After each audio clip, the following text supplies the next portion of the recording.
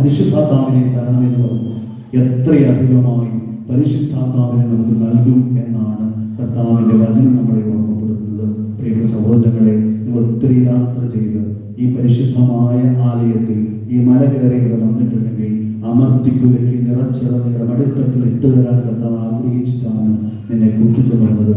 ഓർമ്മിക്കുക, ചോദിച്ചാൽ നിങ്ങൾക്ക് കിട്ടും, അന്വേഷിച്ചാൽ നിങ്ങൾക്ക് കണ്ടെത്താൻ സാധിക്കും, മുട്ടിയാൽ നിങ്ങൾക്ക് തുറന്നു കിട്ടുകയും ചെയ്യും.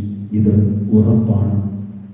ജീവിതത്തിലെ ഏത് കഷ്ടപ്പാടുകളിലും, ഏത് വേദനകളിലും, ഏത് സങ്കടങ്ങളിലും ദൈവത്തിന് ഇടപെടാൻ പറ്റുമെന്ന് വിശ്വസിക്കാൻ പറ്റുന്നവരാണോ നമ്മൾ, അങ്ങനെ കർത്താവ് ഇടപെടൽ തന്നെ ചെയ്യും. കാരണം ചോദിക്കുന്ന ഏവനും ലഭിക്കും, അന്വേഷിക്കുന്ന ഏവനും കണ്ടെത്താൻ സാധിക്കുന്നു.